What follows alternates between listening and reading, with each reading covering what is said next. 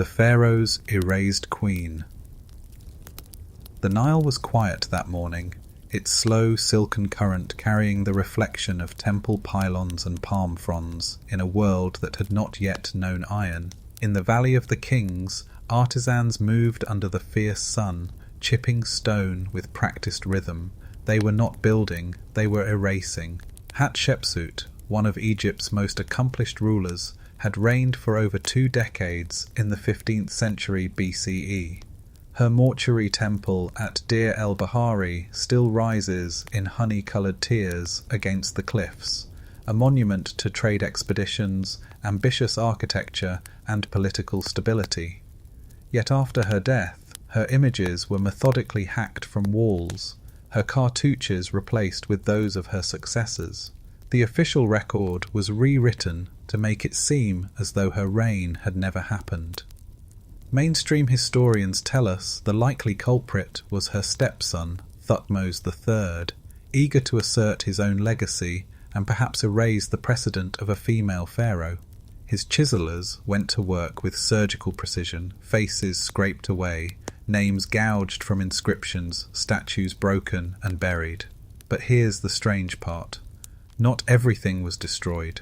Some depictions of Hatshepsut in remote shrines were left untouched, as if the effort was meant not to obliterate her memory entirely, but to make her reign less visible. Why leave the trail at all? There's a fringe theory that the erasure was not about gender, but about ideology, that Hatshepsut may have been part of a rival religious faction that Thutmose wanted to suppress, an echo of the theological tensions we later see in Akhenaten's reign. One particularly curious claim, whispered among alternative historians, is that certain reliefs of Hatshepsut depict her in regalia with anomalous motifs, patterns allegedly unlike anything else in the 18th dynasty, as though her artisans were encoding messages we still haven't cracked. Scholars still debate whether the erasure campaign was an act of pure dynastic politics, a deliberate attempt to censor an ideological threat, or, more intriguingly, a kind of controlled concealment designed to let the initiated find the truth centuries later. Whatever the motive, the result was a distortion of history so complete that early Egyptologists nearly missed her entirely. Imagine standing in those silent, sun-scorched ruins as early European archaeologists did in the 19th century, brushing dust from carved hieroglyphs, only to realize that parts of the story had been physically removed. The gaps were as telling as the inscriptions themselves, like reading a book with half the pages missing. In a way, Hatshepsut's ghost still lingers in the chisel marks. The absence became its own kind of presence, an unspoken acknowledgement that something here had been important enough to hide. We often picture ancient cover-ups as crude acts, burning scrolls, smashing idols, but the Egyptians remind us that the most enduring erasures are the ones done methodically, with an archivist's precision. Centuries later, the winds still scour the limestone at Deir el-Bahari. Tourists file past, cameras flashing, rarely noticing the places where stone faces have been flattened into anonymity. The Nile moves on, indifferent, carrying the reflection of a temple built for a queen whose name almost disappeared, until fragments of her statues were unearthed, until her story began to reassemble itself in museum glass cases far from the desert heat. And so, the first of our 25 ancient cover-ups leaves us with a lesson. That history is not just what is written, but what is erased. What survives is sometimes the byproduct of someone's failure to finish the job, or their quiet decision not to. The first emperor's secret chamber. In the heart of Shanxi province, beneath a man-made hill the size of a small mountain, lies a tomb no living human has entered for over 2,000 years. The final resting place of Qin Shi Huang, the first emperor of a unified China, remains sealed, not for lack of curiosity, but because of a mixture of law, caution, and dread. Qin Shi Huang's reign was short, just over a decade as emperor between 221 and 210 BCE, but his ambitions were titanic. He built the foundations of the Great Wall, standardized currency, weights, and writing, and dreamed of an empire that would outlast the ages. In death, he sought an afterlife as carefully engineered as his political conquests. We know about the tomb's wonders mostly from the records of the Grand Historian, written by Sima Qian about a century after Qin's burial. They describe a subterranean palace with ceilings inlaid with constellations, rivers of mercury flowing through bronze channels, and traps to kill intruders. The archaeological evidence backs at least part of the legend. Soil samples near the mound contain mercury concentrations hundreds of times above normal levels. In 1974, farmers digging a well a short distance from the tomb stumbled upon something astonishing: a clay soldier, life-sized, standing in a trench. That single figure led to one of the greatest archaeological discoveries of the 20th century, the terracotta army. Thousands of meticulously crafted warriors, each with unique facial features, weapons, and armor, were arranged in battle formations to guard their emperor for eternity. Yet the central chamber, the emperor's own burial hall, remains untouched, not because we cannot open it, but because China's cultural heritage authorities have decreed that no excavation will proceed until technology exists to preserve everything inside exactly as it is. The caution is wet. C. Early digs destroyed painted surfaces on the terracotta warriors simply by exposing them to air. But here lies the mystery. Some fringe accounts suggest the real reason for the delay is not just preservation. Tales persist of cursed artifacts, lethal traps, and even accounts, completely unverified, of mechanical devices far ahead of their time, buried with Qin. The mercury rivers, in particular, have fueled speculation about ancient chemical engineering. Could they have been part of a preservation system, or something more? Scholars still debate whether Sima Qian's description was partly symbolic, a poetic exaggeration of imperial grandeur, or a literal account of a deadly, glittering underworld palace. The fact that we have left the tomb unopened means these questions remain frozen in time, locked beneath packed earth and centuries of state secrecy. Standing in the shadow of the burial mound, it's impossible not to feel the weight of that choice. The site is serene now, lined with neat pathways and shaded by willows, but beneath your feet lies a man who burned books to rewrite history, who sought immortality through alchemy, and who commanded armies even in death. Perhaps one day the chamber will be opened and its secrets revealed, a vault of unimaginable treasures, or a surprisingly modest coffin. Or perhaps the emperor will keep his final victory, to remain the master of a story that no one else can finish. Until that day, Qin Shi Huang's tomb is both a historical fact and an unsolved riddle, the kind that makes us wonder whether some cover-ups are best left intact. The Sumerian king list gaps. In the cool, dim halls of the Ashmolean Museum in Oxford, a clay tablet sits quietly under glass. Its surface is incised with neat, wedge-shaped cuneiform characters, rows of names and numbers that seem, at first glance, like a straightforward king list. But look closer, and you'll find something strange. Reigns measured not in decades, but in centuries, even millennia. The Sumerian king list, first compiled in ancient Mesopotamia around 2100 BCE, is one of the oldest historical documents in the world.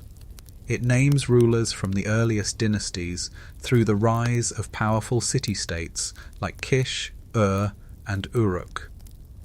Some of these rulers are given reigns so impossibly long, 28,800 years for one, 36,000 years for another, that they defy not only logic but biology.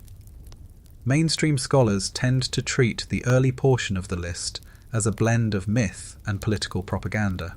It's possible, they say, that these vast numbers were symbolic, intended to mark a divine era before the Great Flood, a Mesopotamian echo of the biblical story. Later portions of the list, beginning with rulers after the flood, match reasonably well with archaeological and historical evidence. And yet, there are curious absences. Some rulers known from other inscriptions, victorious in battle, builders of temples, are missing entirely from the king list. Why omit them? Was it because they were considered illegitimate, or because their rule represented a break in the narrative the scribes wanted to present? Fringe theorists have long seized on the tablet's extreme dates as evidence of a lost epoch, an era when kings might have been something more than human. A handful suggest astronomical alignments or calendrical systems that could shrink those thousands of years into something more plausible, though still long enough to raise eyebrows. Others whisper about an antediluvian civilization, whose leaders wielded knowledge now forgotten.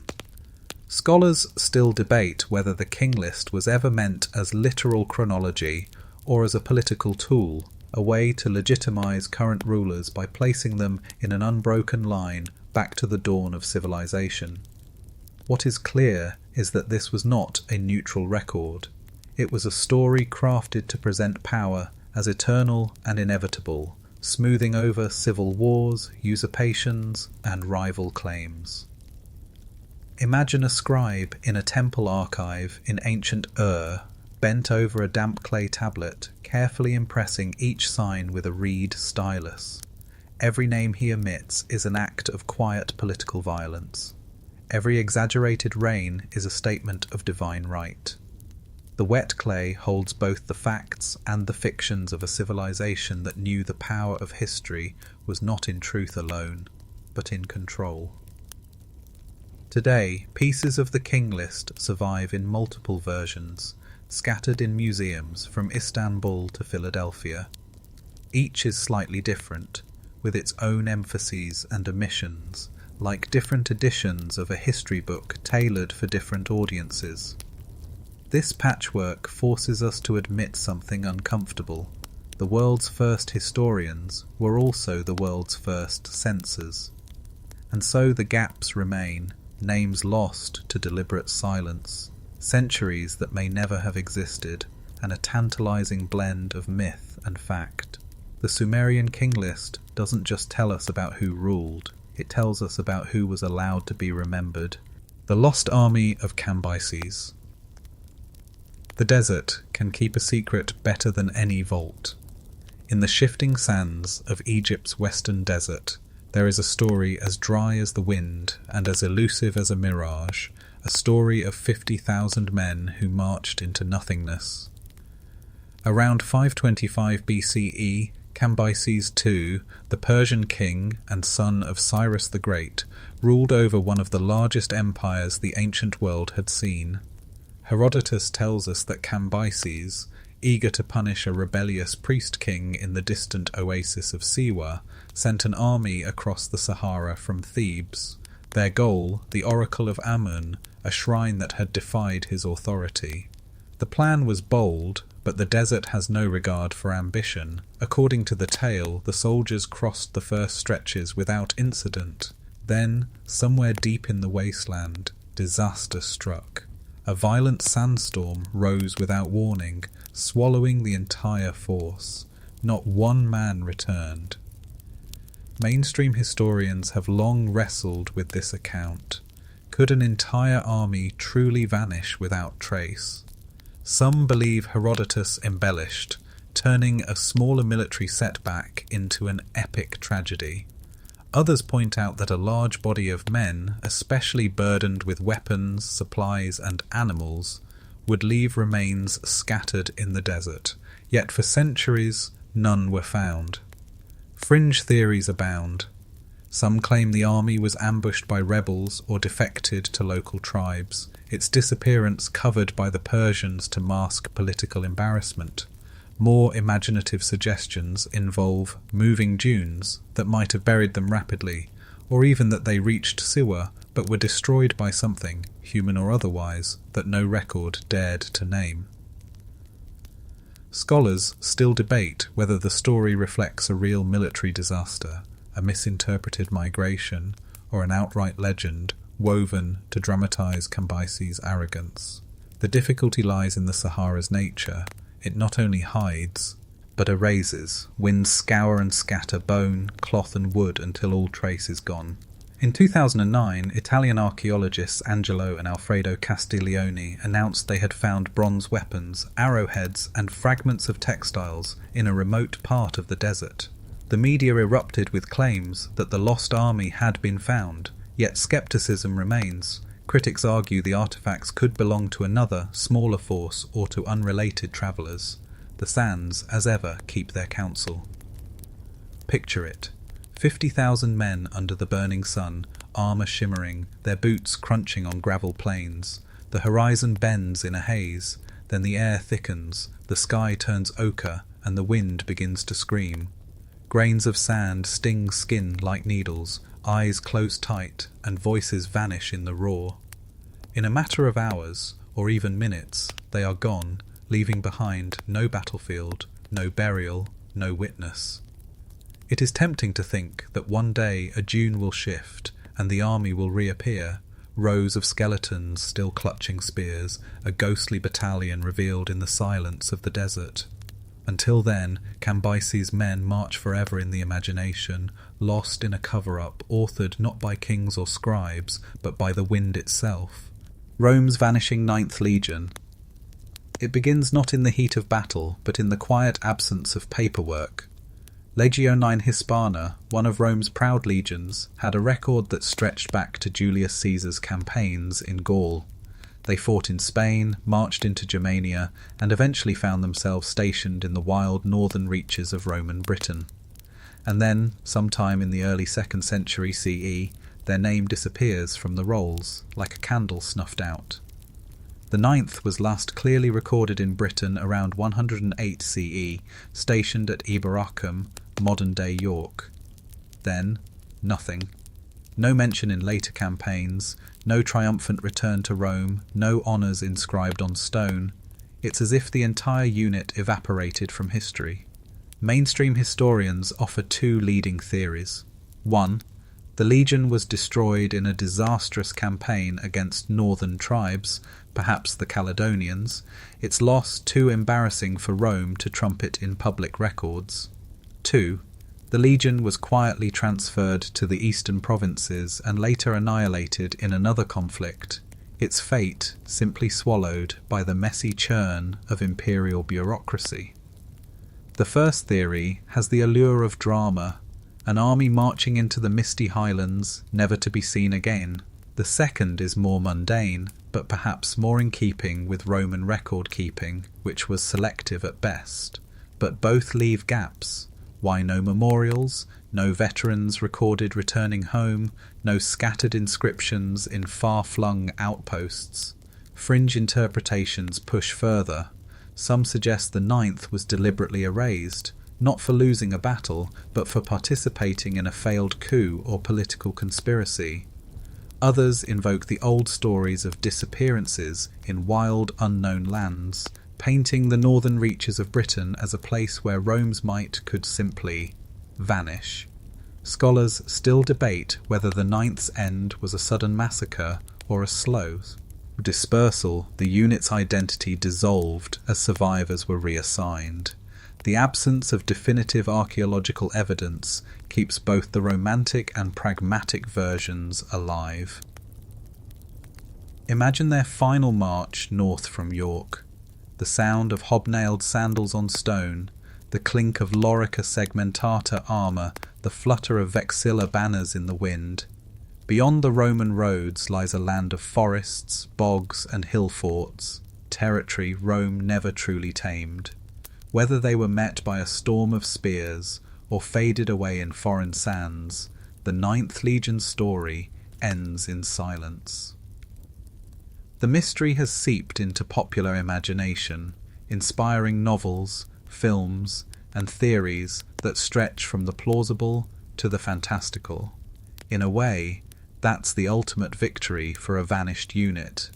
They may have been erased from the imperial ledger, but in the ledger of legend they are immortal.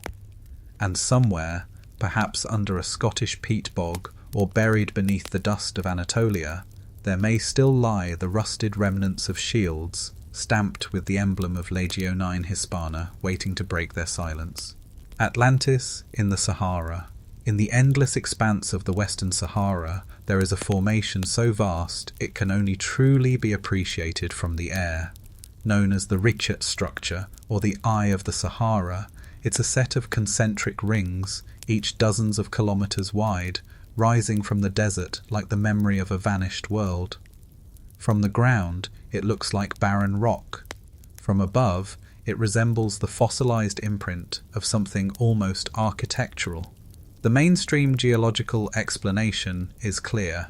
The rewrote structure is a deeply eroded dome of sedimentary rock, shaped by wind, water, and time over hundreds of millions of years.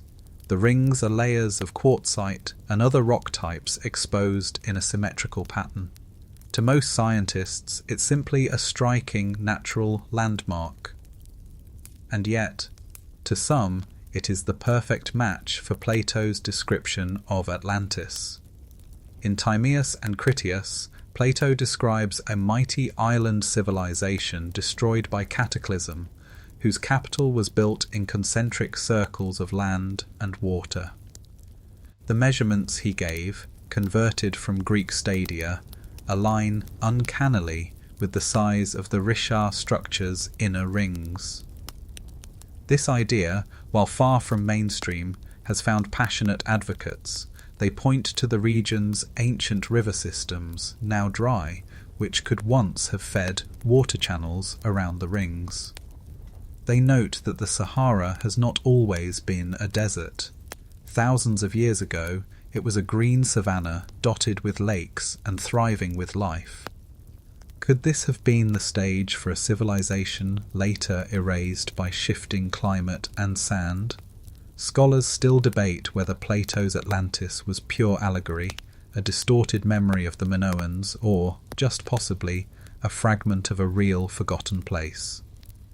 The rewrote as Atlantis theory is dismissed by most archaeologists for lack of concrete evidence. No definitive ruins, artifacts or inscriptions have been found there, but its visual resemblance to the story keeps the speculation alive. There are also fringe whispers of older maps, like the Peary race chart, that allegedly mark a circular city in the Sahara and of satellite anomalies nearby that some interpret as buried structures. These claims remain unverified, yet they feed the idea that something may lie beneath the stone and sand.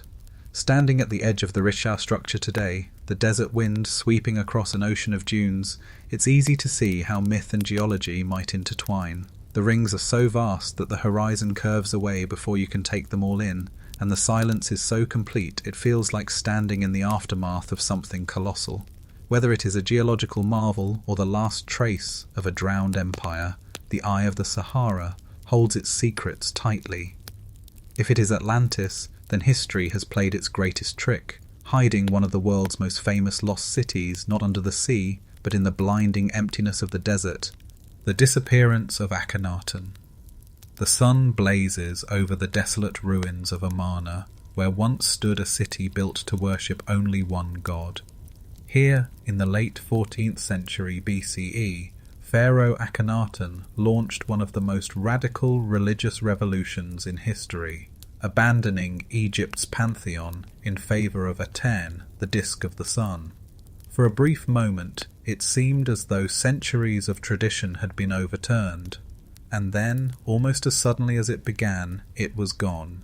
Akhenaten's reign lasted about 17 years. He moved the capital from Thebes to Amarna, banned the worship of other deities, and had temples to Aten constructed with open courtyards so the sun could pour directly onto the altars. His art style broke with convention, portraying him with elongated features, narrow shoulders, and wide hips, a look so distinct that some have speculated about medical conditions or symbolic intent.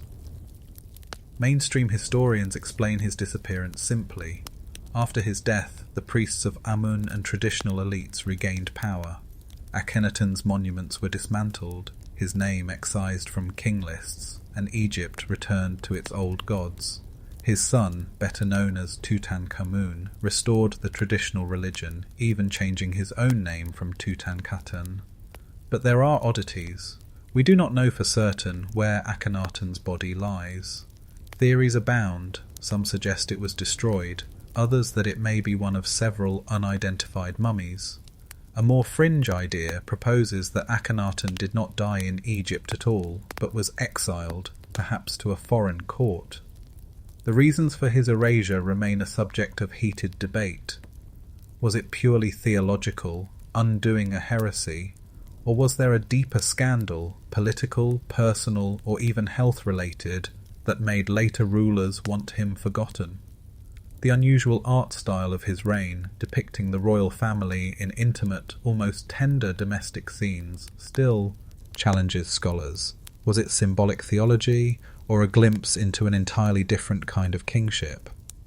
Some fringe researchers have drawn comparisons between Akhenaten's monotheism and later Abrahamic traditions, speculating, without solid evidence, that he might have influenced religious ideas far beyond Egypt's borders. Others have gone further still, imagining him as a figure so alien to his contemporaries that his removal became inevitable. Scholars still debate whether his disappearance from records was the result of calculated propaganda or simply the byproduct of a failed experiment in faith. What is certain is that Amarna itself was abandoned, its palaces left to crumble into the sand, its grand vision undone in less than a generation. Today, the site is eerily quiet. Shattered columns stand under an endless sky, the desert swallowing the outlines of streets. There's no sign of the fervour that once animated this place, no sound of hymns to Aten, no crowds basking in the sun's light. Only the wind moves, carrying with it the ghost of a pharaoh who tried to reshape reality and paid for it with his place in history. Akhenaten's disappearance wasn't just the fall of a man, it was the deliberate erasure of an idea, and like many such erasures, it has only made the mystery more compelling. The Indus script's silent collapse. In the baking plains of modern-day Pakistan and northwest India lie the remnants of one of the world's great Bronze Age civilizations, the Indus Valley culture, flourishing between 2600 and 1900 BCE, built cities with grid-planned streets, advanced drainage systems, standardized weights, and trade networks stretching from Mesopotamia to Central Asia. Yet for all their sophistication, the voices of the Indus people have never been heard, not because they didn't write, but because we cannot read their script. Hundreds of small steatite seals have been unearthed at sites like Mohenjo-Daro, Harappa, and Dolavira. They bear images, animals, geometric motifs, and most intriguingly, short sequences of symbols. Some inscriptions contain as few as 5 characters. None are long enough to be considered a full text. Mainstream archaeologists believe this is a form of writing, perhaps used for trade, administration, or marking ownership. But without a Rosetta Stone equivalent, the meaning remains locked away. When the Indus cities declined, possibly due to climate change, shifting rivers, or economic collapse, the script vanished with them. Later cultures in the region did not adopt it, leaving a complete linguistic break.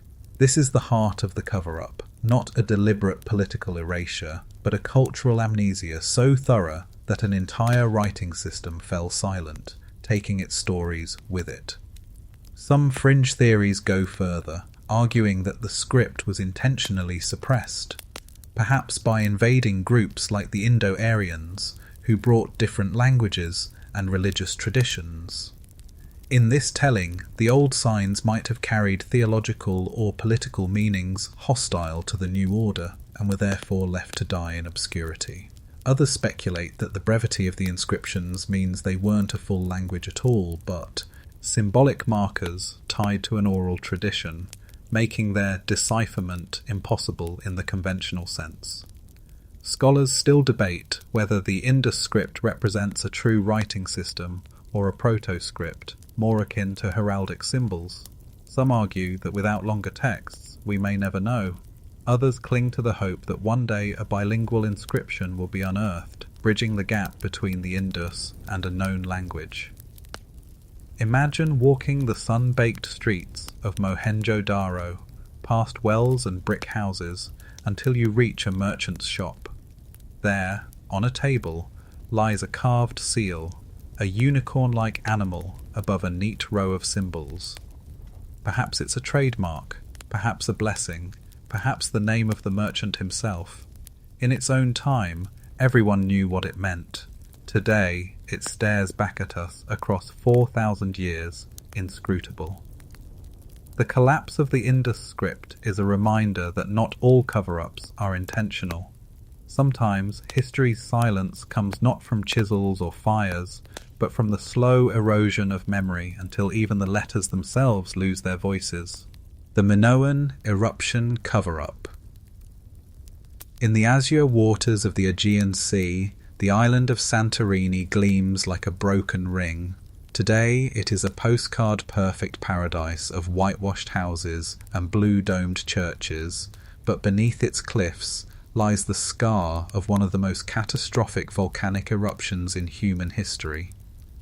Around 1600 BCE, the Minoan eruption tore the island apart, sending ash and pumice across the eastern Mediterranean and likely generating colossal tsunamis. Mainstream archaeology acknowledges the eruption as a turning point. It devastated the advanced Minoan civilization based on Crete, a society known for its vibrant frescoes, sprawling palaces, and extensive trade. For years afterward, the Minoans struggled, and within a century, their dominance gave way to Mycenaean control from mainland Greece. But here's the puzzle.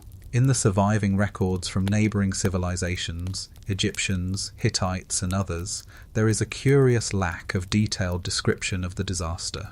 No great scroll or carved inscription describes an entire island exploding. Instead, we find vague references to darkened skies or years without harvests, often without naming the cause. It's as though the event was deliberately obscured, its direct impact softened in official accounts. One possibility is political. If the eruption and resulting tsunamis crippled key Minoan ports, their trading partners might have downplayed the scale to maintain economic stability or to avoid panic. Another theory suggests that the disaster became entwined with myth, its details blurred over generations into stories of angry gods, perhaps even feeding into later tales like Atlantis. Fringe researchers push this idea further, arguing that the eruption's effects were global, contributing to crop failures as far away as China and prompting migrations that reshaped ancient political maps. They suggest the silence in the records may reflect a coordinated suppression, an ancient equivalent of a "don't tell the public" policy aimed at preventing chaos. Scholars still debate the precise date of the eruption. Radiocarbon dating of buried plants points to around 1627 to 1600 BCE, while Egyptian records suggest a slightly later window. The discrepancy has fueled endless arguments, because pinning down the year could realign entire timelines of Mediterranean history. Walking through the excavated city of Akhenaten on Santorini, you see streets frozen in time, multi-story houses, painted walls, pottery still in place, buried in volcanic ash, much like Pompeii would be centuries later. Yet unlike Pompeii, there are no bodies. It seems the inhabitants had warning and fled, but where they went and how many survived remains uncertain. The absence of explicit contemporary records is almost as striking as the eruption itself. It leaves us with a civilization transformed by an event no one seemed willing or able to fully describe. In that silence lies a kind of cover-up, not of intent but of omission, a disaster so vast that it slipped from history into legend. The lost city, under the sands of Tanis, in the eastern Nile Delta, far from the more tourist-trodden corridors of Giza or Luxor, lies a patch of Egypt that once cradled an entire royal capital, Tanis. Unlike Thebes or Memphis, Tanis isn't a household name, yet in the first millennium BCE, it was a city of power and splendor, home to pharaohs of the 21st and 22nd dynasties. The irony is that for centuries nobody knew it existed. The first clue came not from ancient papyri, but from the slow unearthing of colossal statues, temple ruins, and treasures that rivaled Tutankhamun's. These discoveries, made in the 1930s by Pierre Montet, shocked the Egyptology world. The burial chambers of Tanis were filled with gold masks, ornate jewellery, and elaborately carved sarcophagi, opulence hidden under layers of sand for nearly 3 millennia. Yet in official narratives of ancient Egypt, the city's very existence had been all but erased. Mainstream historians suspect geography played a role. The shifting Nile branches left Tanis marooned, its harbours silted and trade routes bypassed. As the city declined, later rulers and chroniclers favoured other capitals, leaving Tanis to be swallowed by the desert.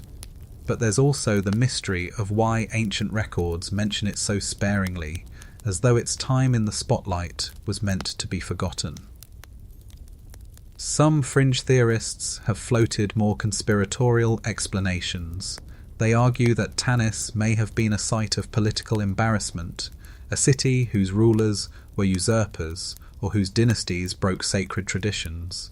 If so, later scribes might have minimized its mention to maintain a clean historical narrative. And then there's the treasure question. When Montet revealed Tanis's royal tombs, their wealth rivaled Tutankhamun's, yet these finds never gained the same fame. Partly this was because the world's attention in 1939 was fixed on the looming Second World War. But some Egyptologists whisper that the artifact's muted publicity was deliberate, a way to keep the site from attracting looters or sparking dangerous rivalries in the already competitive field of Egyptian archaeology.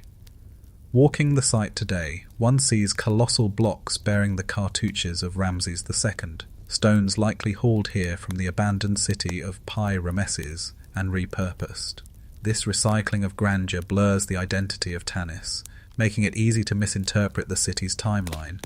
Scholars still debate whether Pi-Ramesses and Tanis were truly separate capitals or phases of the same site relocated over centuries. The cover-up here may be less about deceit and more about the quiet burial of significance.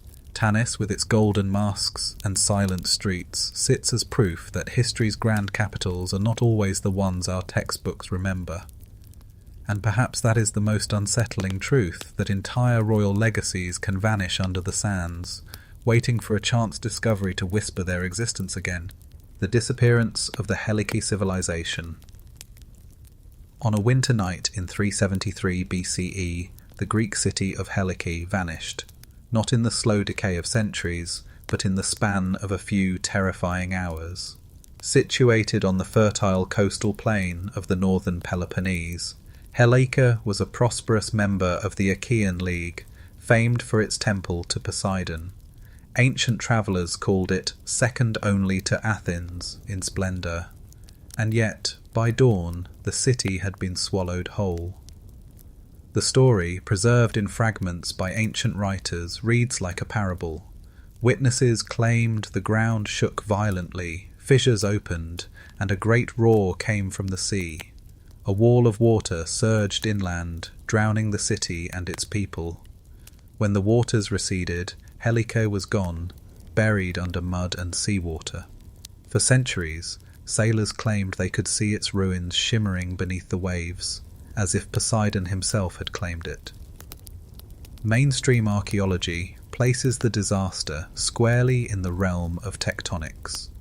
The Gulf of Corinth sits atop a volatile fault line, and a powerful earthquake followed by a tsunami is entirely plausible.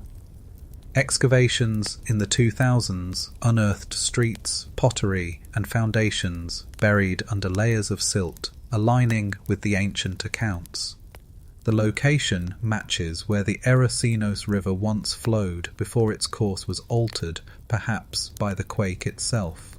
But not everyone accepts the straightforward geological explanation. Fringe researchers point out that Helike's destruction was preceded by strange omens. Ancient chroniclers described serpents fleeing the city days before the disaster, swarming into the countryside, a detail echoed in modern accounts of earthquakes. Others believe the city's prominence in early Greek trade and science made it a target for deliberate obliteration, later mythologized as an act of the gods. There's also the curious fact that Helike was the reputed Baz, birthplace of the cult of Poseidon Helikonios. This was no minor sea god, but a central figure in Greek maritime religion. Some scholars still debate whether the disaster's timing, just as Helike was competing with rival ports, led to an intentional political erasure, turning a real tragedy into a cautionary legend against defying divine will. For more than 2,000 years, Helike remained a ghost in the historical record. Its name survived in passing references, its fate retold to illustrate hubris and divine punishment.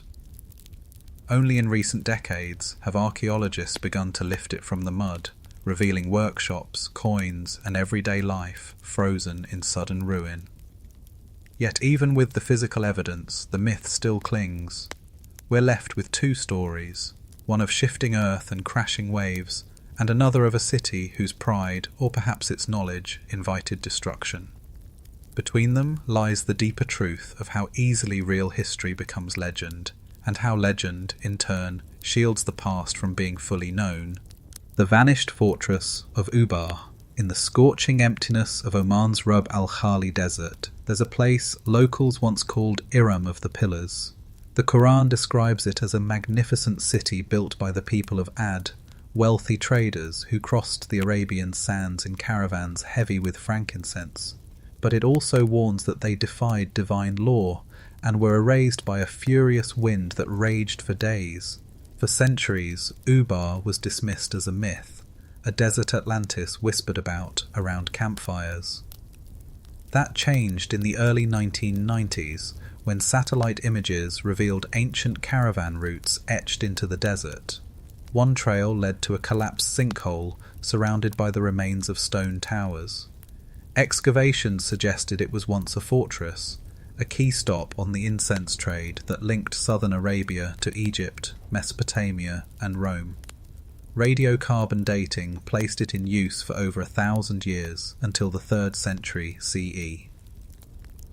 Mainstream historians believe Ubar was not a single shining city, but rather a fortified outpost that grew wealthy by taxing traders. Over time, the surrounding wells were overdrawn, and desertification made the route unviable. The collapse of its limestone foundation into an underground cavern may have been the final blow. To passing tribes, the sudden disappearance could have seemed like divine wrath made manifest. Yet the fringe theories persist. Some claim Ubar's destruction was not environmental, but deliberate, a power play in the cutthroat world of ancient trade monopolies. Its location made it both lucrative and vulnerable. Removing it from the map could have shifted the balance of power in the region. Others point to oddities in the ruins, melted-looking stone and deposits of fused sand, which some interpret as evidence of extreme heat, possibly from a meteoric impact. Scholars still debate whether the wind mentioned in the Quranic account is poetic mad, etaphor, or a garbled memory of a real catastrophic event.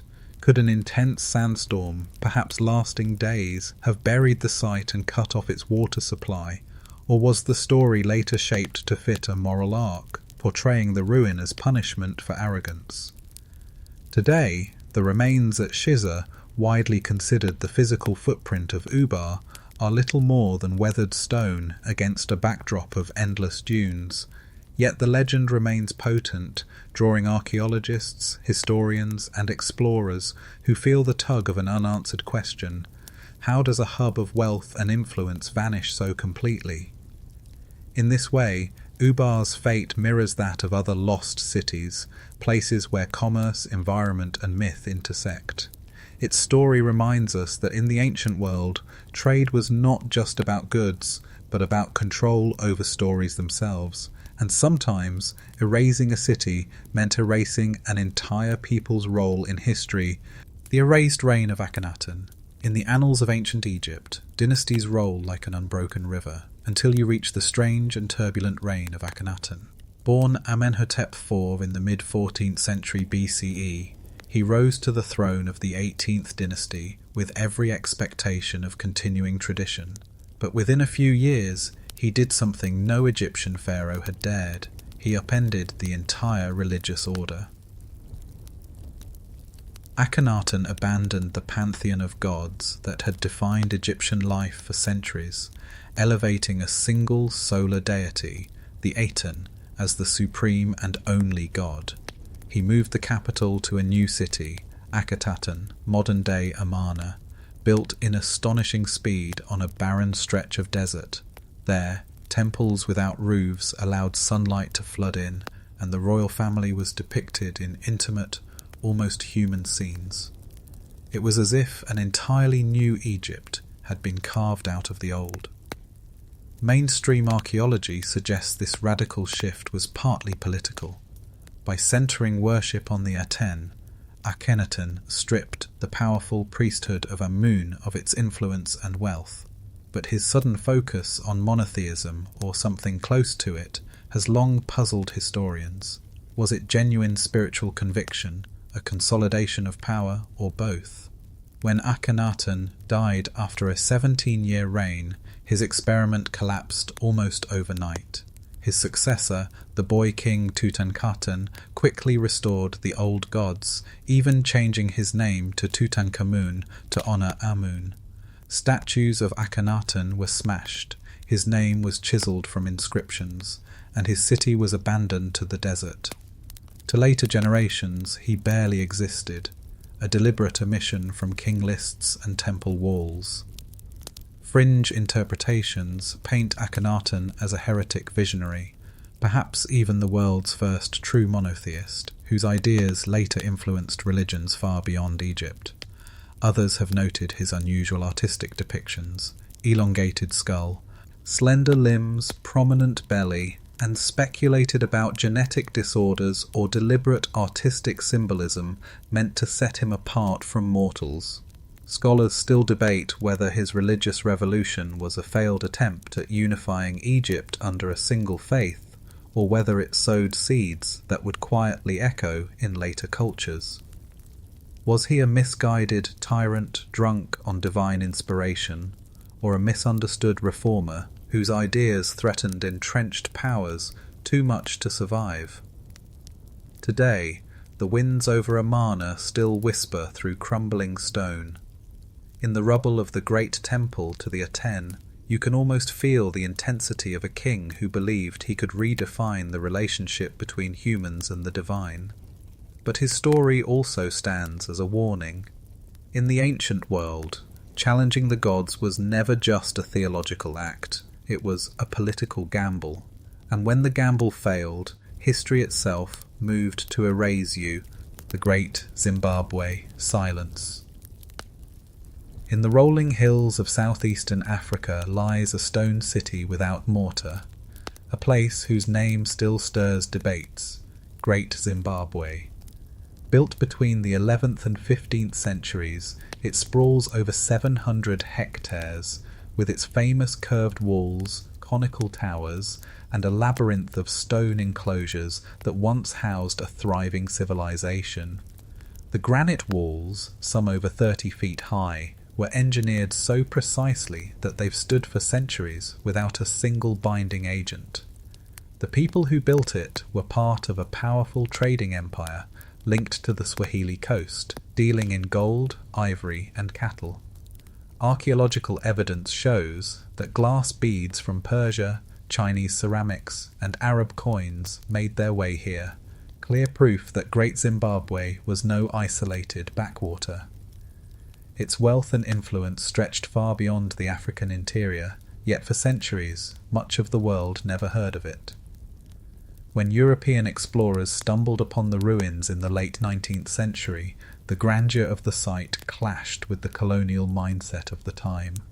Rather than accept that local Shona ancestors had built it, colonial authorities pushed an alternate theory, that some lost white or Middle Eastern race had constructed it, and that Africans merely stumbled upon the remains. This was not just casual misinterpretation, it was a deliberate rewriting of history to deny African achievement. Official reports were censored.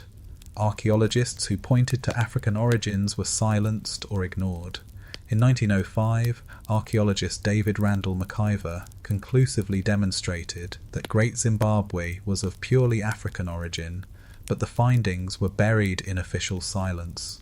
For decades after, textbooks continued to credit mythical foreign builders, erasing the Shona from their own history. Fringe theories continue to swirl. Some suggest Great Zimbabwe was part of King Solomon's Ophir, the fabled gold source mentioned in the Bible. Others link it to Phoenicians or even to extraterrestrial influence, a sign of how uncomfortable some have been with accepting indigenous African engineering genius. Scholars still debate whether Great Zimbabwe was a centralized monarchy controlling a vast territory or a loose confederation of city-states united by trade. What is clear is that its decline in the 15th century coincided with shifts in trade routes and political upheavals in the region. Today, walking through the great enclosure, the massive walls curve in quiet defiance of the silence imposed on them for centuries. The stone whispers not of foreign architects but of local hands that built an empire, managed complex trade networks, and left behind a legacy strong enough to survive both time and the politics of erasure. The real cover-up was not that Great Zimbabwe existed, but that it was African in origin. For nearly a century, the story was bent, reshaped, and hidden.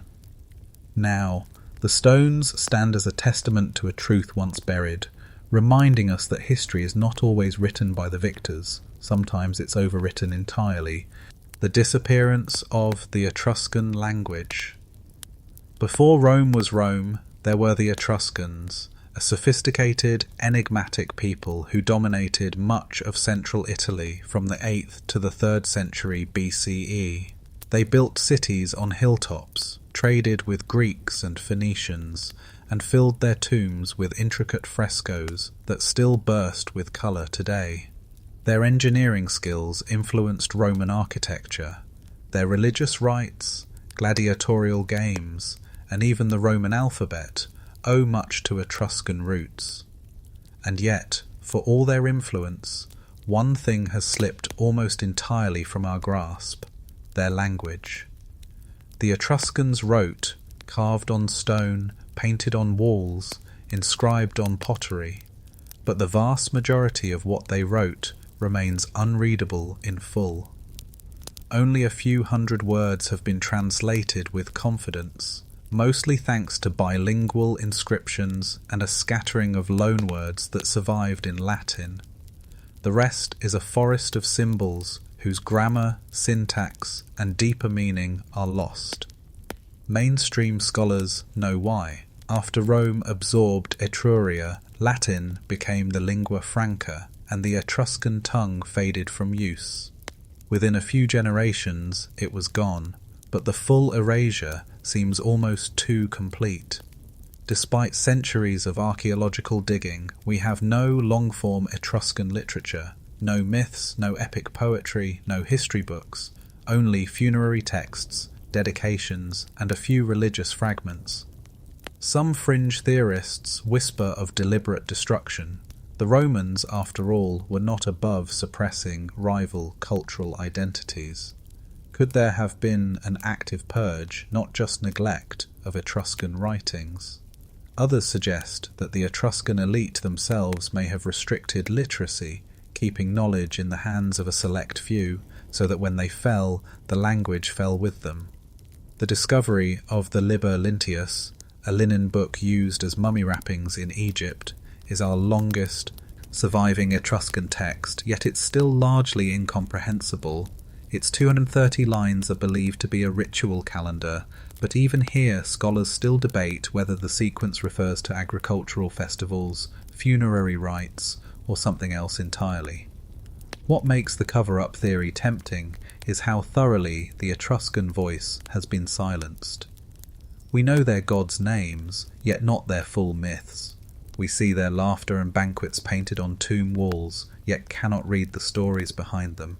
The Romans praised their engineering and feared their augurs, yet the deeper philosophies of these people, how they saw life, death, and the cosmos, are locked behind a linguistic wall that no key has yet opened.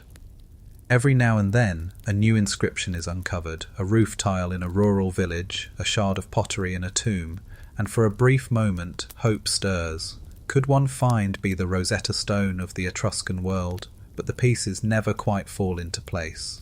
The disappearance of the Etruscan language is more than an academic puzzle. It's a rupture in the continuity of Mediterranean history. Here was a culture that helped shape Rome, and through Rome, the Western world, yet their own words remain mostly out of reach. Whether their silence is the natural decay of time or the result of careful hands sweeping their script from history, the effect is the same. A once vibrant voice, now reduced to murmurs in the stone, the erased pharaoh Akhenaten. In the annals of ancient Egypt, few rulers stand out like Akhenaten. Born Amenhotep IV in the mid-14th century BCE, he inherited a kingdom that had worshipped a vast pantheon for over 1,000 years. But in a move that still baffles historians, he dismantled Egypt's traditional religion and elevated a single deity, the Aten, the sun disk, as the sole god worthy of worship. Akhenaten's religious revolution wasn't subtle. Temples to Amun and other deities were closed, their images defaced, their names chiselled away. In the city of Thebes, where the priesthood of Amun had long held immense power, the erasures must have felt like an assault on the very soul of Egypt. The pharaoh even built an entirely new capital, Akhenaten, modern Amarna, where the Aten reigned supreme. Mainstream history paints this as the world's first major attempt at monotheism, though some scholars push back, calling it a royal cult rather than a true theological shift. What is certain is that Akhenaten upended tradition, and tradition struck back. After his death, his successors, including the boy king Tutankhamun, restored the old gods and worked to obliterate Akhenaten's legacy. His statues were smashed, his name erased from king lists, and his capital abandoned to the desert winds. For centuries, his reign all but vanished from official Egyptian memory. The deliberate nature of this purge fuels theories of a deeper cover-up.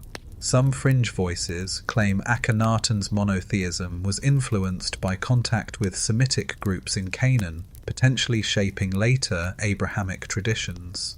Others see him as a visionary reformer whose ideas were politically dangerous, too radical for the entrenched powers of Egypt to tolerate.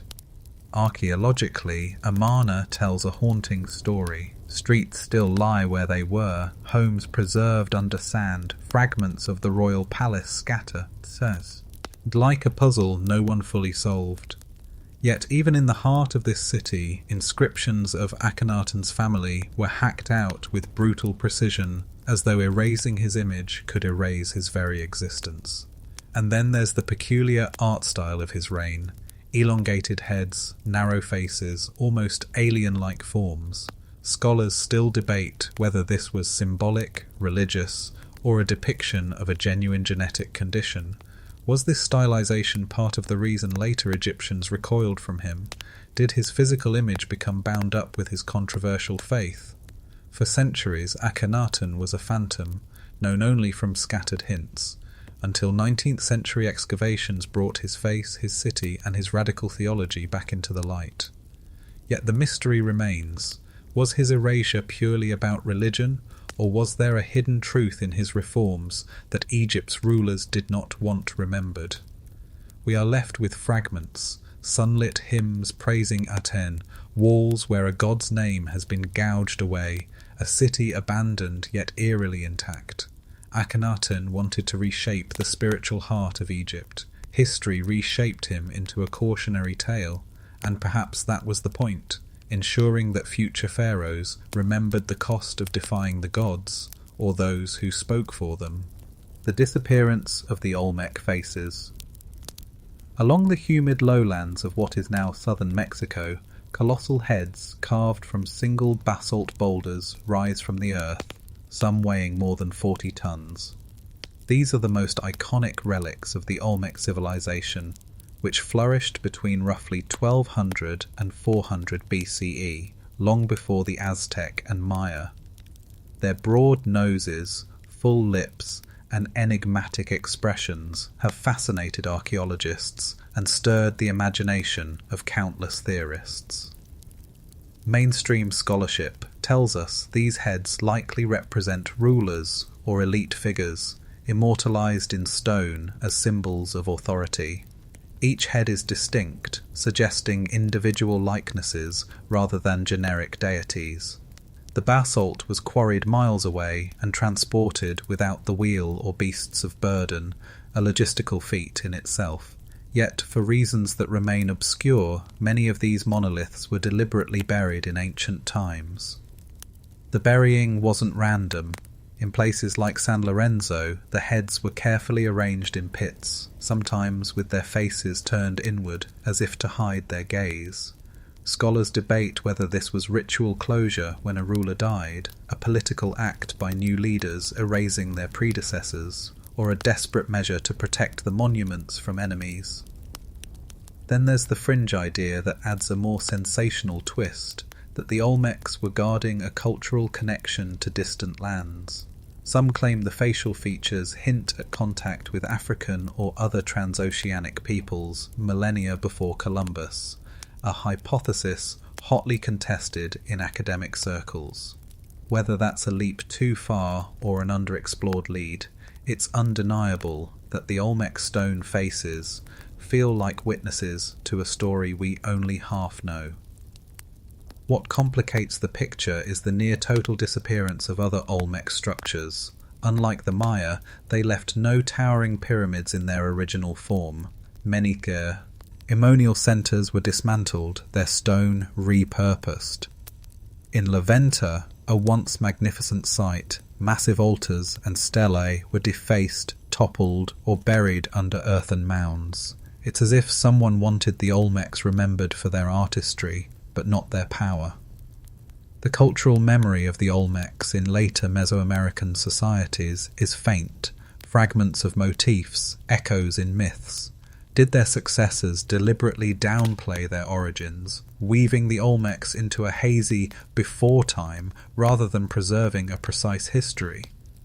We know that the Maya and Aztec both regarded certain ancient ruins as the work of giants or semi-divine beings, distancing them from their own lineage. Perhaps the most poignant image is of archaeologists in the mid-20th century, standing in steamy jungles, brushing away centuries of soil to reveal a stone face staring back as if awakened from a long sleep. The heads themselves are mute, but their survival, while so much else vanished, hints that even the erasers of history could not destroy every trace.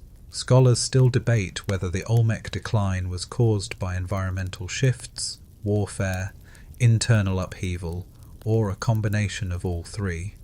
But the careful burial of their most iconic symbols feels less like a natural fading and more like a deliberate drawing of a curtain, a choice to hide rather than merely forget. And so, these silent giants remain, half buried in both earth and mystery, challenging us to wonder, was the true face of the Olmec civilization hidden to protect it, or to ensure we would never fully understand? The hidden oracle of Delphi, high upon the slopes of Mount Parnassus in the heart of ancient Greece, lay the sanctuary of Apollo at Delphi. For nearly 1,000 years it was regarded as the very navel of the world, the omphalos, where mortals could seek divine guidance from the god himself. Leaders, generals, and common citizens travelled vast distances to hear the voice of the Pythia, the high priestess who delivered Apollo's cryptic counsel. The mainstream historical account paints Delphi as a place of ritual and religion, thriving from around the 8th century BCE until it fell silent in the 4th century CE. The Pythia's words, often ambiguous, were shaped by priests into poetic riddles. Yet beneath this familiar narrative lies a series of cover-ups, some ancient, some modern, that complicate our understanding of what was really happening here. Central to Delphi's mystery was the trance of the Pythia. For generations, scholars dismissed the ancient claim that she inhaled vapours rising from a fissure beneath the temple.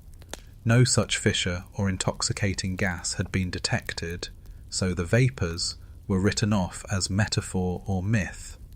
But in the late 20th century, geologists uncovered fault lines beneath the site that could have released ethylene gas, a mild hallucinogen capable of inducing euphoria, visions, and altered states of consciousness. The ancients, it seems, weren't entirely wrong. Yet even this scientific revelation brings questions. If the priesthood understood the vapour's effects, were they carefully managing them to maintain an aura of divine authority? Did they choreograph the Pythia's responses to suit political agendas, steering wars and alliances? Ancient sources hint at moments when oracles conveniently aligned with the interests of powerful patrons. And then there are the oracles themselves, those that disappeared from the record. We know of certain heses only because later writers quoted them, often centuries after they were supposedly spoken. Were the inconvenient ones quietly erased? If a ruler received a warning that undermined his ambition, could the temple archives have been corrected to a more flattering version? The control of prophecy, after all, was a form of control over history. A fringe theory goes further still, suggesting that the Pythia's visions may have been less divine inspiration and more deliberate manipulation by the temple elite, an ancient intelligence network disguised as religion. This paints the sanctuary not just as a sacred site, but as a hub where information flowed in from travellers, spies, and emissaries, then flowed back out wrapped in the language of Apollo. When Christianity gained dominance, the oracle's influence waned rapidly. Theodosius I, in his late 4th century edicts, outlawed pagan practices, and Delphi fell into ruin. Later medieval accounts barely mention it. The shift was so abrupt, so thorough, that one wonders if the memory of Delphi was intentionally muted, not only to erase paganism, but to obscure the mechanisms that had once swayed kings. Today, tourists stand among sunlit columns, reading plaques that speak of ancient prophecy without touching on the possibility of gas-induced trances or the political engineering that might have shaped them. Scholars still debate whether the Pythia was a pure conduit of faith, a manipulated figurehead, or something in between. Perhaps that is Delphi's final secret, that the most powerful oracle in the ancient world may have been both mystical and meticulously managed, a place where inspiration and influence were indistinguishable, and where the truth was always hidden in the smoke. The erased voyage of Pytheas. In the late 4th century BCE, a Greek explorer named Pytheas set sail from the bustling port of Massalia, modern-day Marseille, on a journey that would take him far beyond the edges of the known Mediterranean world. He returned years later with tales so extraordinary that many of his contemporaries simply refused to believe them. And over the centuries, much of his work was quietly lost, leaving behind a ghostly outline of one of antiquity's boldest expeditions. The mainstream record, as preserved in scattered fragments quoted by later authors, tells us Pytheas claimed to have sailed north along the Atlantic coast of Europe, reaching the mysterious land he called Thule, possibly Iceland, or perhaps even Norway.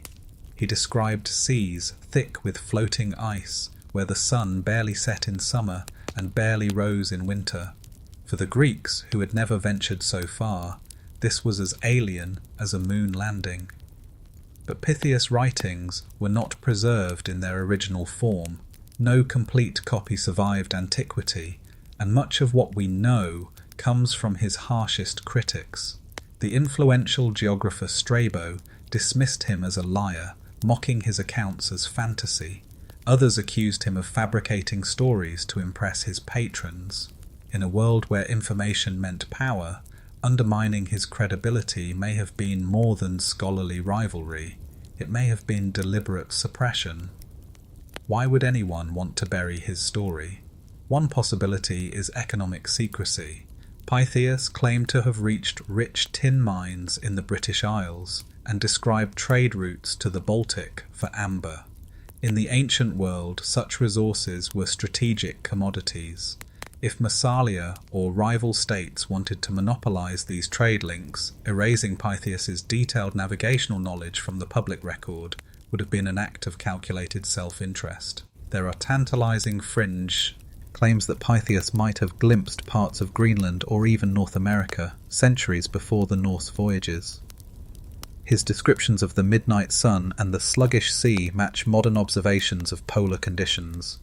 Yet because so much of his work was lost or filtered through detractors, we can't be sure how far he truly travelled. Adding to the intrigue, medieval chronicles occasionally reference lands in the far north that bear a suspicious resemblance to Pytheas's Thule.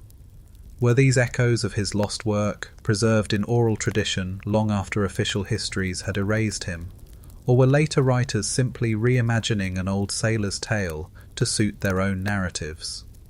The mystery deepens when we consider the timing. Pytheas's voyage occurred during an era when Alexander the Great's empire dominated the East, but the Atlantic world remained a patchwork of tribal societies. Knowledge of distant lands could upset delicate balances of power. If a Greek merchant adventurer had mapped a pathway to untapped wealth and strategic harbours, controlling that information would have been as important as any military conquest. Today, Pytheas exists mostly in footnotes, an explorer remembered for what others said about him, rather than for his own voice.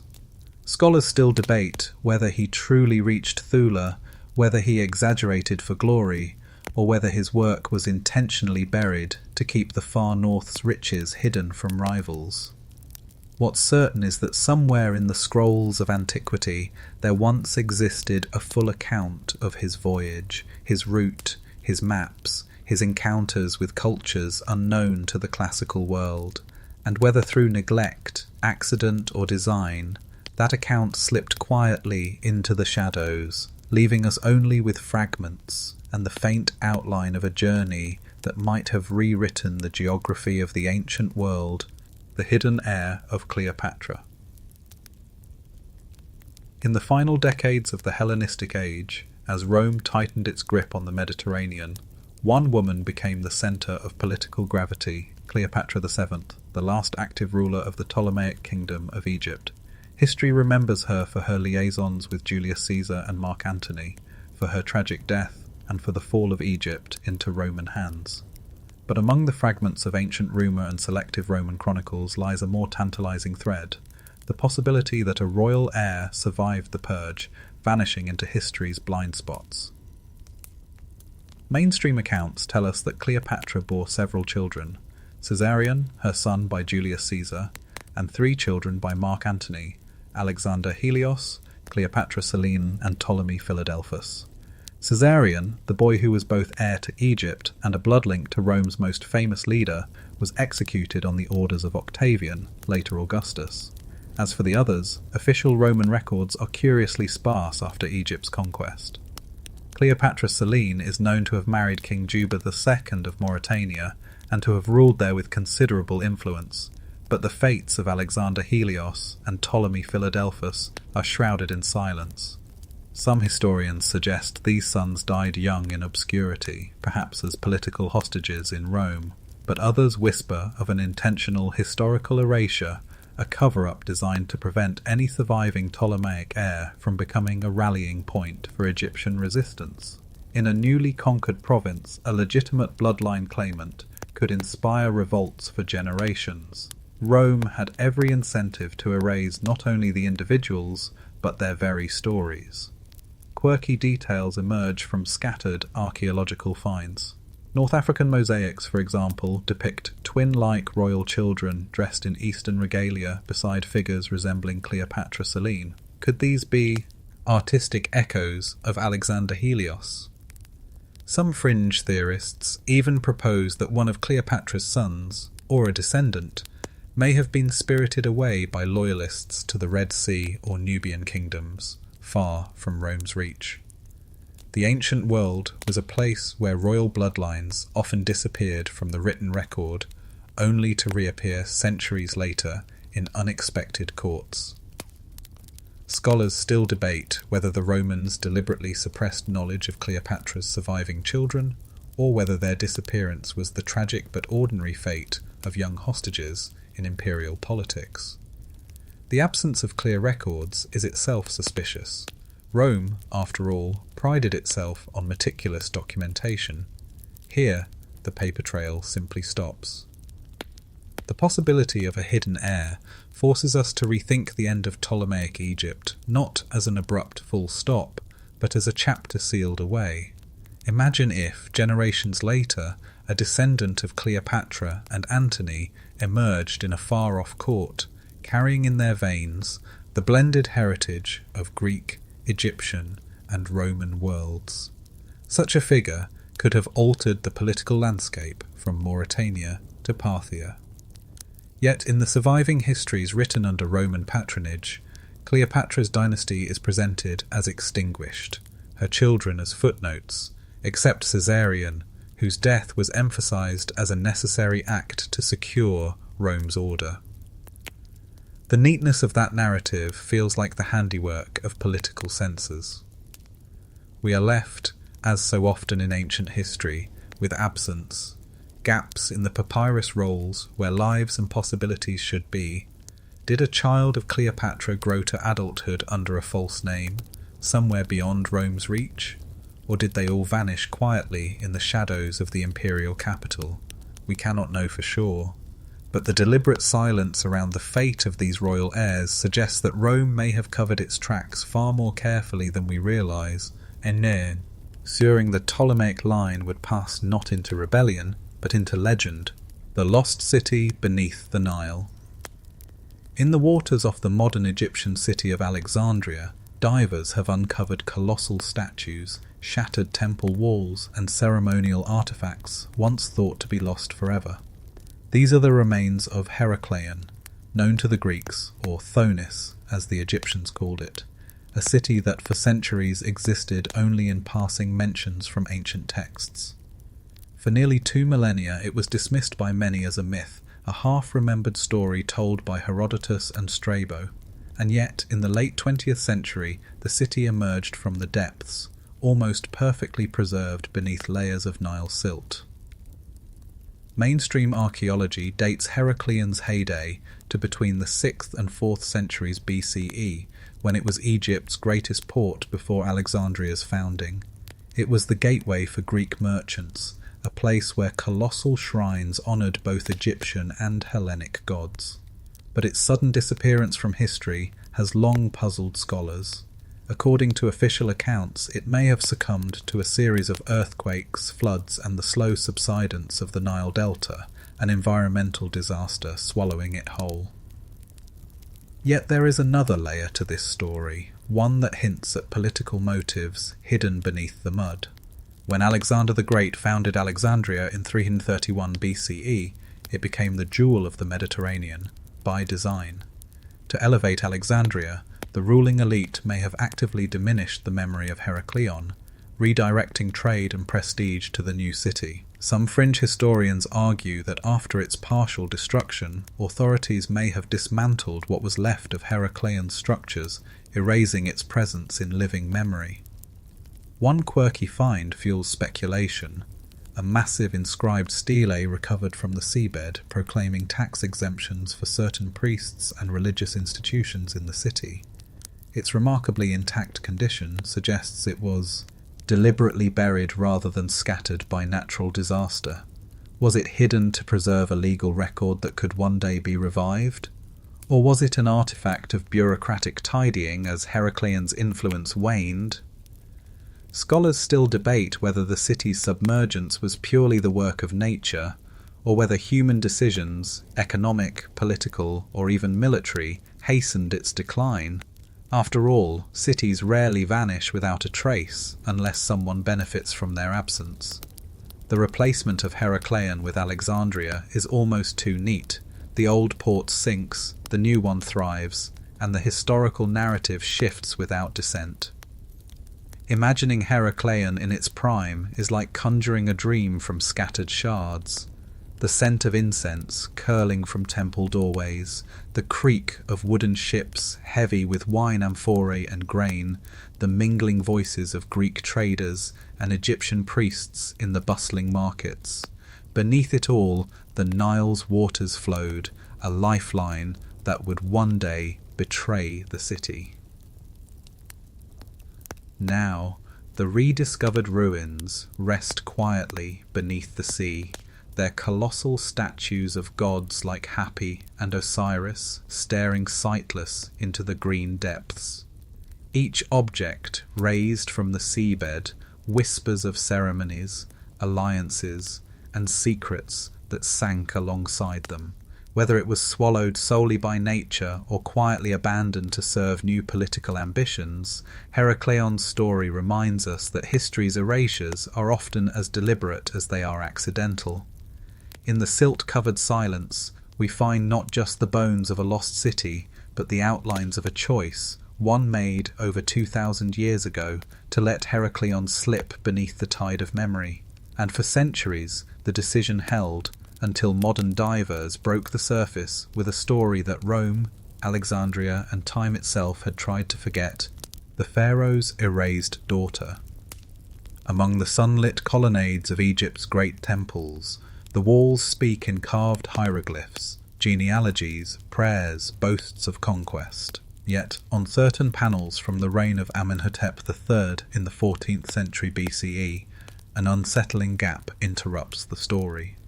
A figure once present has been chiselled away, her name ground to dust. She is believed to have been a royal daughter, possibly a co-ruler or a political linchpin whose existence was later deemed inconvenient. Amenhotep III's reign is remembered as a golden age, flourishing art, diplomatic marriages, vast building projects. His court was a theatre of opulence, and his children, scattered across political alliances, were the threads weaving Egypt into a web of influence from Nubia to Babylon. But the erasure of this daughter, whose face once adorned official inscriptions, was no accident. In ancient Egypt, removing a name from public record was a spiritual execution, condemning the erased to oblivion in both this world and the next.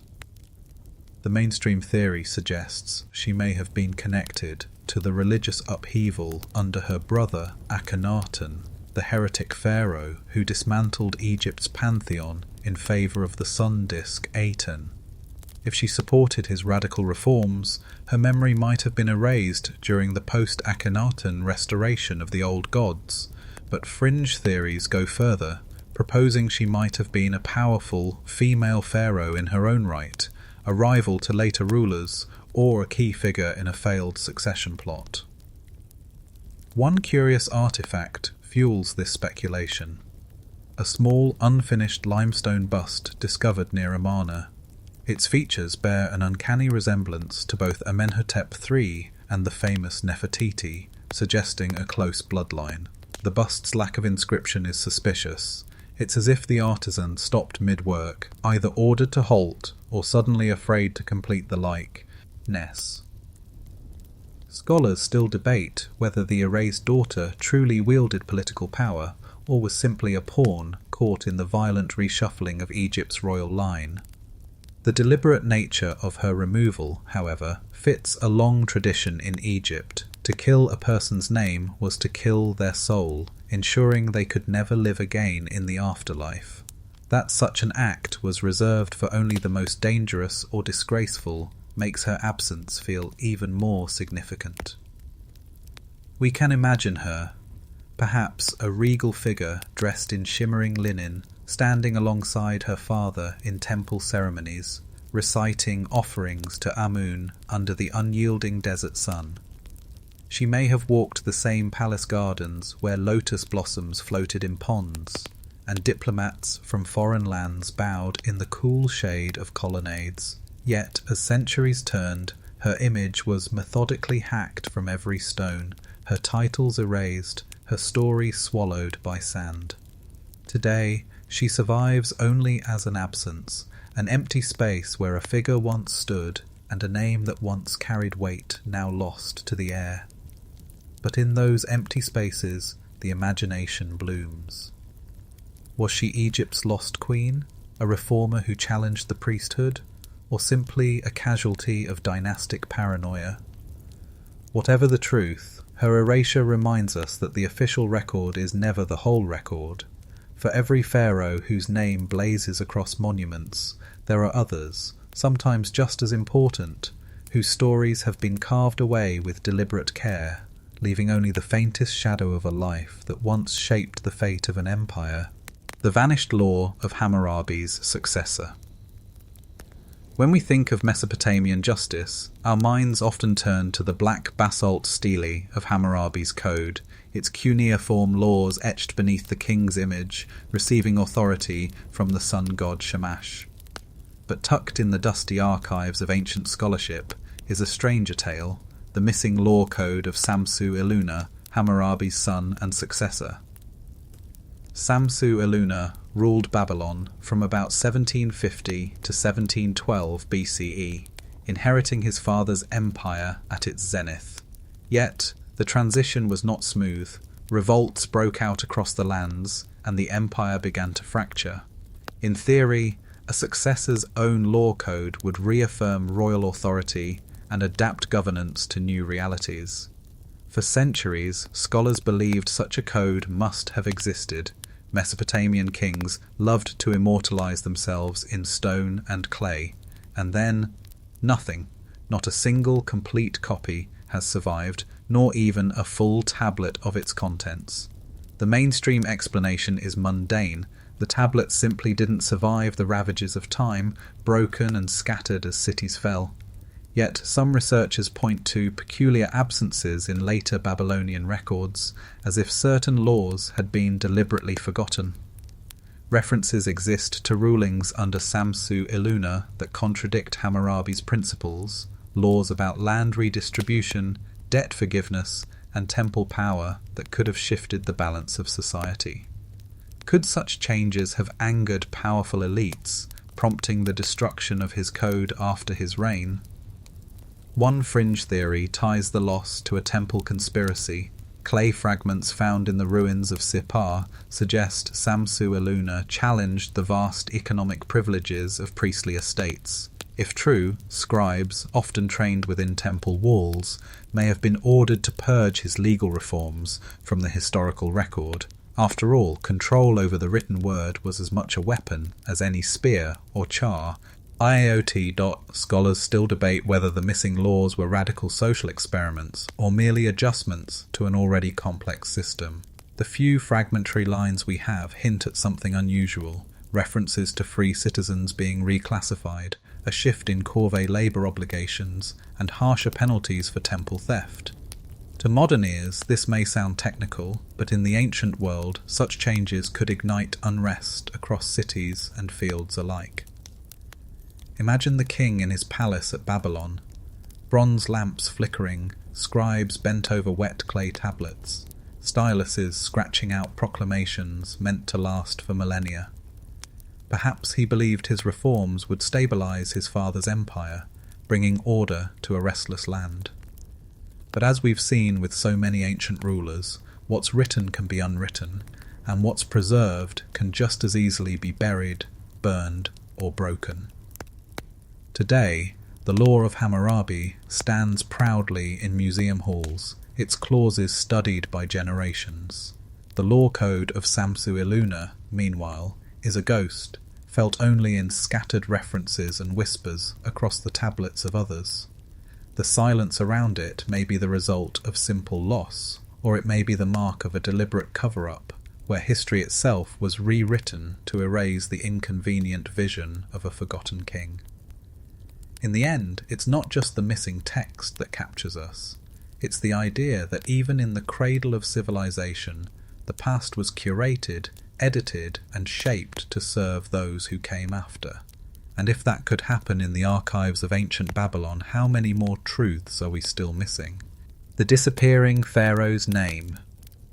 In the sprawling expanse of ancient Egypt's history, few acts were more final than erasing a ruler's name. For Egyptians, the written name was more than a label. It was a vital part of the soul, ensuring a person's identity endured for eternity. To chisel it away was not merely political vengeance, it was spiritual annihilation. One of the most mysterious cases of such erasure surrounds a ruler we know only from fragments, the so-called Shadow Pharaoh of the late 18th dynasty. Mainstream Egyptology points to a turbulent period following the reign of Tutankhamun, a time when the royal line was unstable and priestly influence surged. On a handful of inscriptions in remote temples, from Abydos to Gebel el-Silsila, traces of a cartouche have been found, partly hacked away, leaving only faint outlines. The style suggests a ruler who reigned briefly between known kings, perhaps a rival claimant or co-regent whose memory was intentionally erased. Why such obliteration? One theory suggests this forgotten pharaoh was a supporter of the Amarna reforms, the radical religious changes initiated by Akhenaten decades earlier. If true, their loyalty to the outlawed sun god Aten would have made them a political liability in the restoration of the old order. Erasing their name would have reinforced the divine legitimacy of the new regime, while severing the supposed heretic link to Egypt's throne. Another, more fringe interpretation ties the mystery to the tombs of Deir el-Medina. Excavations there revealed hastily sealed chambers containing artifacts with royal motifs but no names, gold inlay fragments, ceremonial flails, and a carved alabaster head with features unlike any known pharaoh. Some believe these were hurriedly hidden when the political tide turned to avoid being caught with possessions tied to a disgraced ruler. Scholars still debate whether this shadow pharaoh was male or female. The facial lines on surviving statues suggest a softer, more androgynous form, leading to speculation that the erased monarch could have been a queen regnant, a rarity in itself, whose rule was later denied legitimacy. The few surviving hieroglyphs near the damaged cartouches hint at epithets like beloved of Ra and guardian of Maat, phrases common to rulers, but now orphaned from any clear name. In the ancient world, the chisel was a potent instrument of propaganda. Once a king's name was gone, their monuments could be claimed by another, their deeds reassigned, their place in history rewritten. Yet, paradoxically, such erasures often create more intrigue than they erase, turning an intended obliteration into a beacon for future curiosity. Picture the scene. Under the torchlight in a great temple hall, workers are ordered to climb scaffolds, hammering at inscriptions that had been carved with reverence only years before. Chips of stone fall like dry leaves in the heat. Overseers bark instructions, ensuring every curve of every hieroglyph is gone. The act is methodical, cold, final, and yet, somewhere, a scribe makes a small copy in a personal scroll, or a mason leaves a faint trace beneath fresh plaster. The shadow pharaoh may never be fully identified, but in the quiet lines of those half-erased cartouches lies a truth far greater than one ruler's biography. That history, even in the hands of the most powerful, is fragile. It can be altered, broken, and hidden, but it rarely disappears entirely. Some legacies survive precisely because someone tried to destroy them. The hidden library beneath the sands. In the remote reaches of the Egyptian desert, far from the well-trodden Nile corridors and bustling tourist sites, whispers persist of a buried treasure, not of gold, but of knowledge. A hidden library said to hold scrolls, tablets, and codices from civilizations long vanished. The most persistent legends place it somewhere beneath or near the ruins of ancient Heracleion, the once great port city swallowed by the sea and sand more than 1,000 years ago. Mainstream archaeology acknowledges that Heracleion was indeed a thriving hub during Egypt's late period, bustling with merchants from Greece, Phoenicia, and beyond. Excavations under the shallow waters of Abu Qir Bay have brought up colossal statues, temple blocks, and inscribed stelae. Yet there is no official record of any grand archive being found. Still, tantalizing hints remain. Inscriptions referring to the House of Writings of the First Time, and stories recorded by medieval Arab historians about a repository sealed to protect it from foreign invaders. Fringe researchers speculate that this library was no ordinary archive. They claim it might have contained older records, copied from even earlier sources, perhaps texts from the mythical Zep Tepi, the so-called First Time, when gods or godlike rulers walked among humanity. This idea, dismissed by orthodox Egyptology, stems from scattered clues. Fragments of papyrus describing star charts far older than known Egyptian astronomy, and rumours that priests once carried sealed chests upriver before the city's final submergence. One of the strangest modern anecdotes comes from a French diving team in the late 1990s. While mapping submerged temple remains, they reportedly found an underground entrance blocked by a wall of perfectly fitted granite blocks. They marked the coordinates, but, according to whispers in maritime archaeology circles, were denied further permits.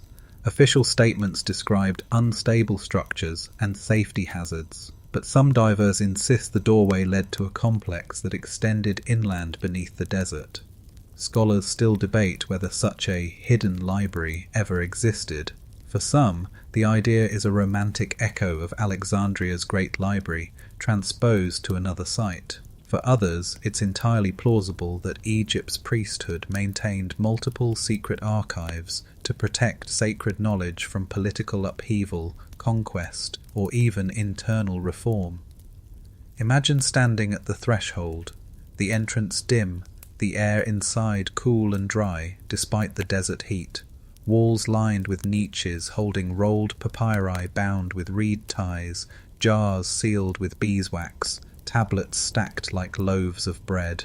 Each would be a voice from centuries past, trade records, hymns to forgotten gods, maps of star fields, recipes for paints now lost, perhaps even histories contradicting the official temple narratives. If such a library were ever found, it could rewrite the timelines we take for granted. It could reveal that the Egypt we know was itself heir to a still older civilization whose name is now only dust in the wind. And perhaps that is why it remains hidden, by accident of nature, by the will of time, or by deliberate choice. For now, it exists only in the overlap between archaeology and rumour, between stone and story. Yet history has shown us that the sands of Egypt, like the tides that swallowed Heracleion, have a habit of returning what they once claimed when the time is right. Conclusion. Across these 25 accounts, one truth emerges with startling clarity. History is not a fixed record, but a living organism, prone to amnesia, deliberate revision, and sudden rediscovery. From erased names on temple walls to possible libraries slumbering beneath the earth, our past is a patchwork stitched together from what survives and what is hidden. Each cover-up, whether born of politics, fear, or faith, reminds us that the story of humanity is as much about what we have lost as what we remember. And in the shadows between fact and rumour, our curiosity thrives. We are not merely inheritors of history, we are its detectives, forever brushing away the dust, knowing that every revealed truth may only deepen the mystery still to come.